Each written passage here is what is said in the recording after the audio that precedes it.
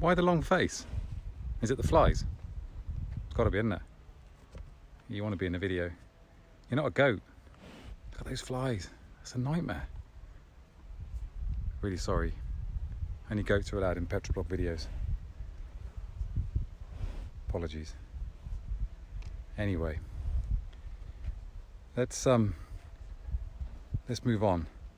You're determined not to let me move on. You're spoiling the shot. You're spoiling the whole concept of this video. And now I got flies on me. Steffi. We didn't name her Steffi. She came with the name Steffi. Anyway. Over there is the newest member of the fleet. And you're going to walk in front of the shop. It's fine. It's like watching a Lloyds Bank advert. You're going to come across as well? Come on in. All done? You're worse than goats. Honestly, you are worse than goats. Anyway, it's the responsibility of a father to teach his children well, to give them the best advice, to make sure they make the right decisions in life. Let them make mistakes, but have a safety net just in case something goes wrong.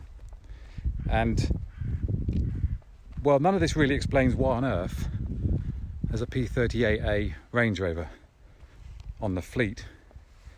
And in this video, I'll try and explain how and why car number 15 is this, and what on earth it's doing in a predominantly French fleet. I think it's important to explain that we didn't set out to buy a Range Rover.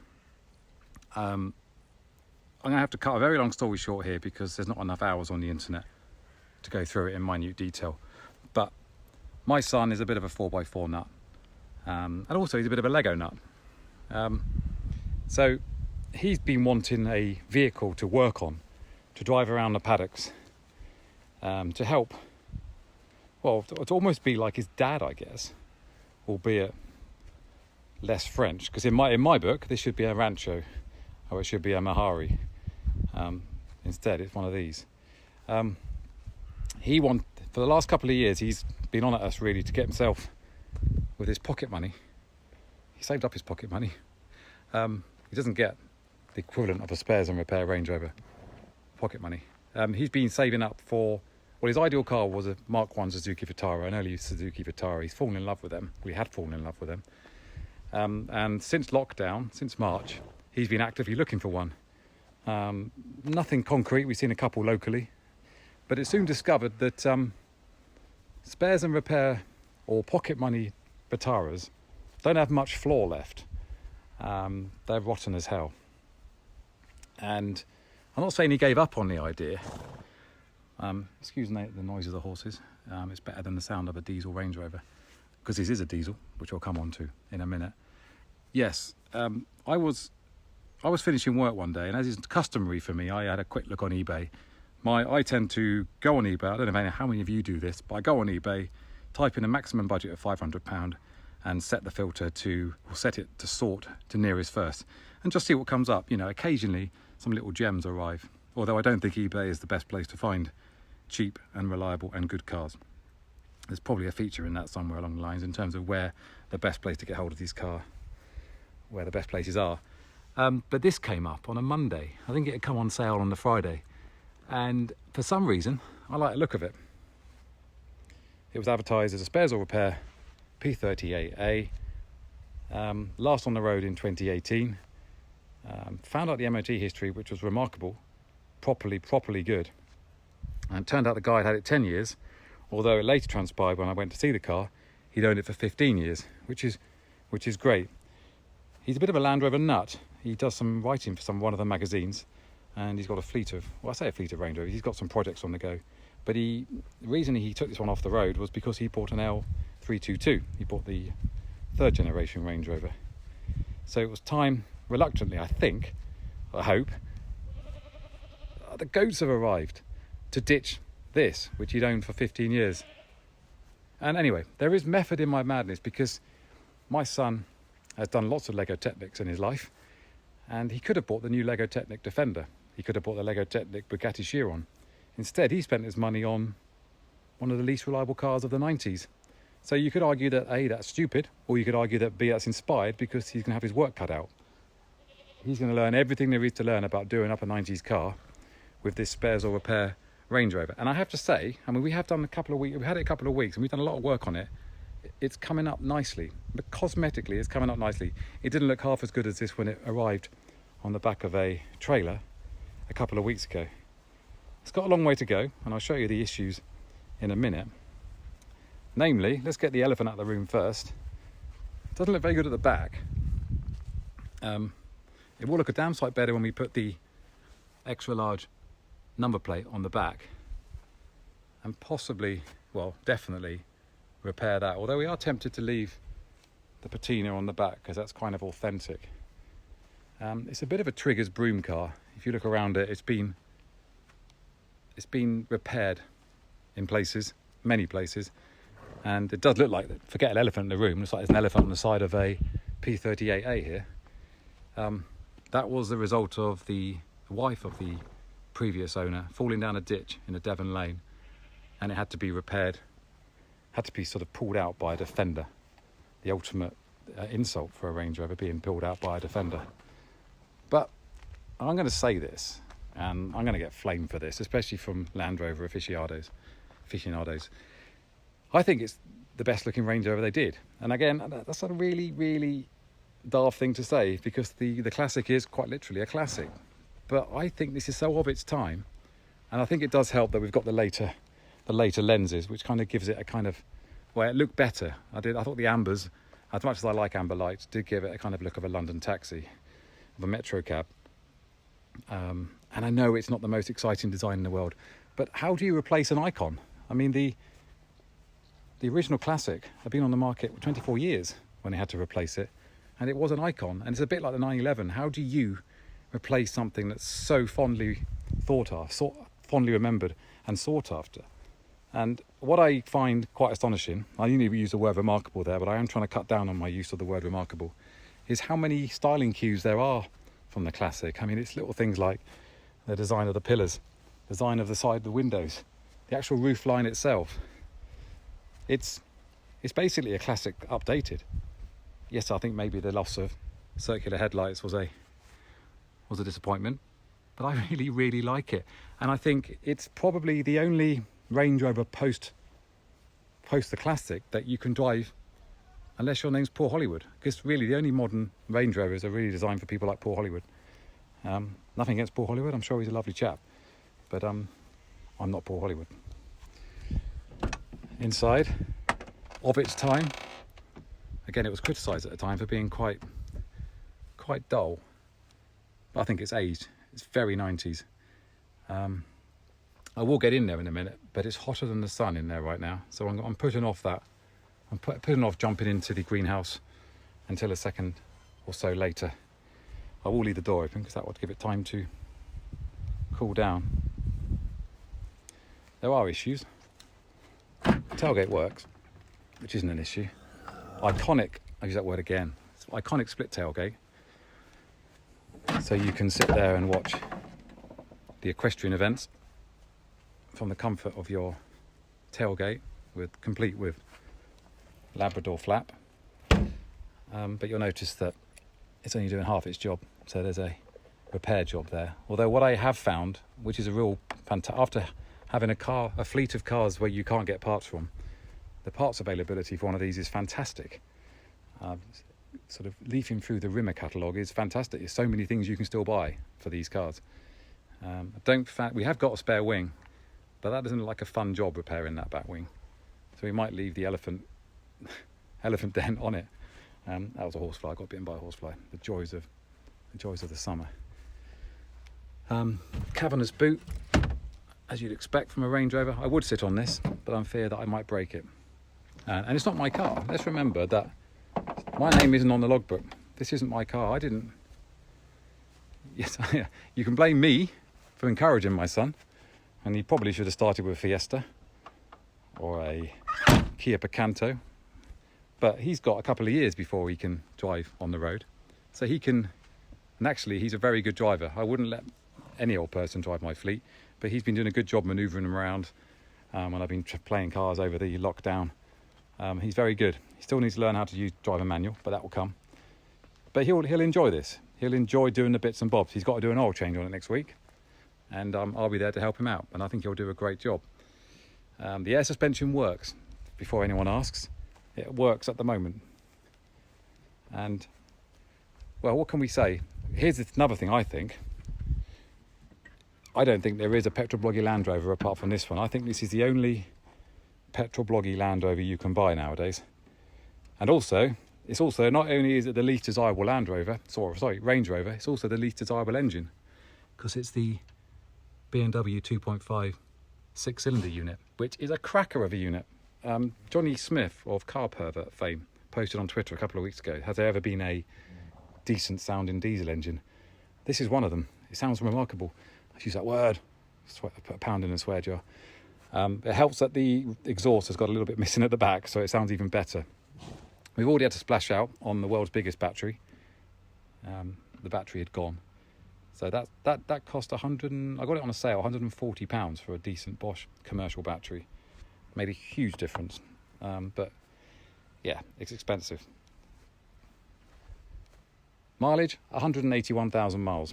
So, like I say, a bit of a trigger's broom. You kind of think that everything that has been done should have been done. But on the flip side to that, a Range Rover P38A that's been advertised as spares or repair is probably more likely to be spares than repair.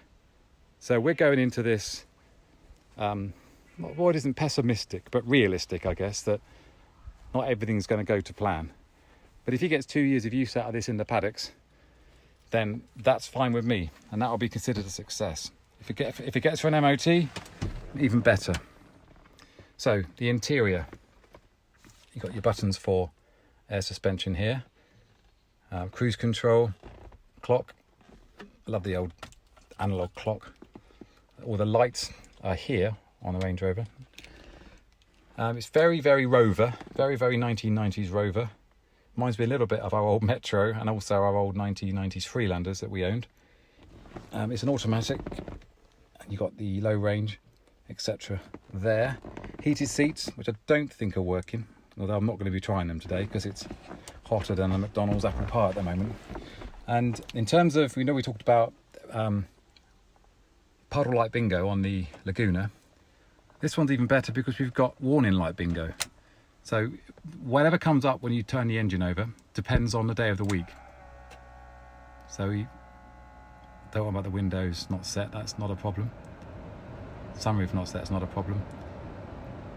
But sometimes it comes up, airbag fault. That comes up maybe one in 5, and also the other one is the ABS fault. So I'm hoping they are sensors. It's also got an oil leak, which makes the Exxon Valdez look like a member of Greenpeace. But hey, after 181,000 miles, you can forgive it a few faults. So we'll fire her over. It takes a while to start.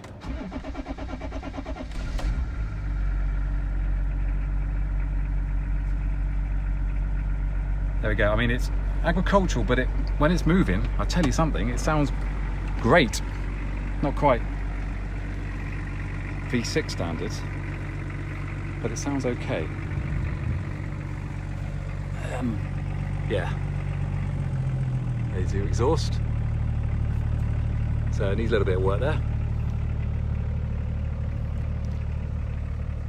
But I have to say, it's scrubbed up well. And it's the only Range Rover, it's the only Range Rover we can afford. It's also the only Range Rover I think I'd consider. I do like the Classic, but the Classic is out of the price range of most people now, or good ones are anyway. And I'm not saying that this is a good P38A because it's a spares or repair Range Rover P38A, so it may only have limited time left on this planet. But for now, it's got a new lease of life, and that's very much the PetrolBlog way. That's very much, oh, by the way, they work. I can't do it because there's only one of me here, so I don't think you'll be able to see them in action. But in another video, we will show those wipers. The first car on the fleet since the Saab 9000 with headlight wipers.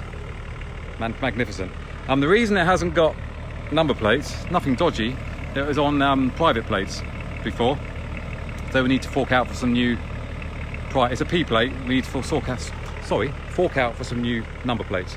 But at the moment, it's an expense that isn't necessary. We'll just run around like a prototype vehicle.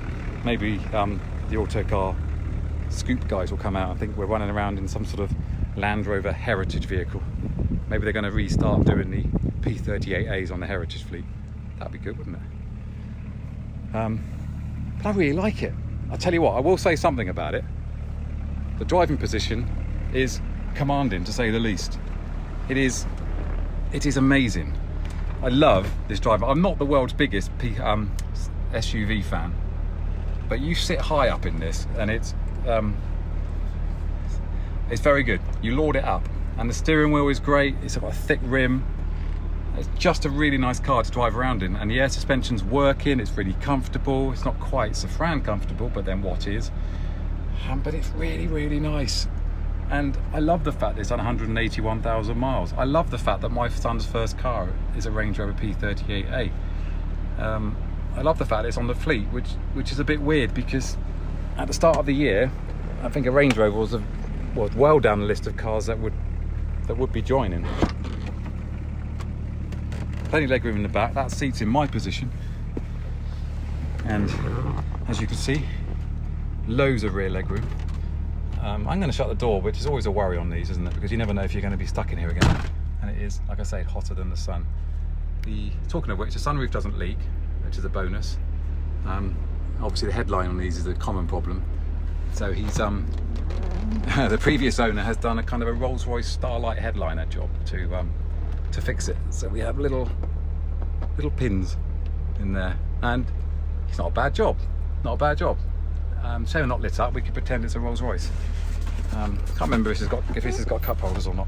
No cup holders, but I do know that there is an aftermarket job that you can, sorry, not the camera again, I'm getting so excited. You can set a cup holders in there. And I think it's meant to come all the way back, but I could be wrong. I will check that later. Nice and smooth. Are they meant to go down further than that, Range Rover fans? Because that's as far as it goes. Anyway.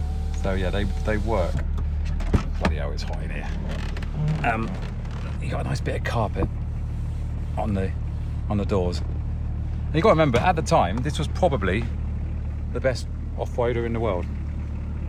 Certainly, I mean, I know the Land Cruiser gave it a run for its money off-road, and it also had 7 seats.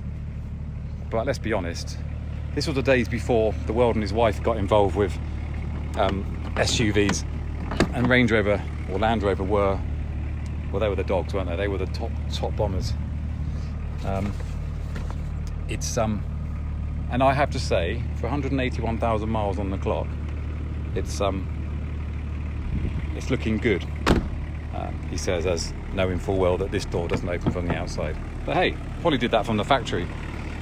Speaking of the factory, this was actually sold new in Solihull, so it didn't go far when it was sold new. And it ticks over nicely. We'll do some driving impressions in another video. We'll drive it around the paddocks, because it's really, really nice to drive. You can see there, look, I did a really good job of clearing the polish up. And hello detailers, I'm doing this the professional way by using my fingers. Do not try this at home. Certainly not on a car that costs more than spares or repair money. So yeah, this is... Are you surprised? Are you disappointed? I know a lot of you would like something a bit more PetrolBloggy, but I will stand by. I'm going to turn it off. I will stand by the fact that this is a PetrolBloggy Range Rover, and I think most car companies, if you look closely, you can find a PetrolBloggy car in most manufacturers' roster. You know, even the Aston Martin, I'd argue that the Series 2 Lagonda is probably PetrolBloggy, but also the Signet, which I have a soft spot for, by the way, which you probably doesn't surprise you. But most manufacturers have got an eccentric uncle that would appreciate to people like you, people who read and watch PetrolBlog. I'm talking of which, can I just drop in and say a big thank you to Darren Leslie, Phil Paxton, Aidan Jack of Sweden, Lawrence Hansen of the United States of America, Alan Bradley of Corby, Ton Dumans of the Netherlands, Richard Lyle and Daniel Dearden for their signing up to Club PetrolBlog. Some of them have just come in this morning, so apologies I haven't had a chance to email you guys yet. But your sticker will be in the post tomorrow. I promise I won't bang on about Club PetrolBlog, but it's thanks to Club PetrolBlog that this video, sort of this channel, is happening. Oh, by the way, notice the oil leak? Yeah, it's got an oil leak, which could be terminal. It could be a disaster. But we're not going to worry about that, because right now, for the time being at least, there is a P38 Range Rover on the fleet. In other news, I'm going to tax this later. I'm going to go out in that later this evening, go out for a drive in the 123. And also, excuse the lawnmower. Lawnmower? It's not a lawnmower, that's a lawnmower. That's the lawnmower there. Excuse the wheelbarrow, the knackered wheelbarrow. It's a very PetrolBloggy wheelbarrow because it's broken. The other one's in good working order. I'll also be taxing that later and going out for a dawn raid tomorrow morning. The first dawn raid of 2020. How sad is that? It's mid-August almost, and I haven't been out on a dawn raid this year. So that's good, that's encouraging. How encouraging the Range Rover P38A is going to be, I don't know. But in the next video, what I'll do is we'll go through everything that works, everything that doesn't work, and you can tell me in the meantime whether this has been a stupid decision or an inspired decision. Thank you for watching. Stay safe.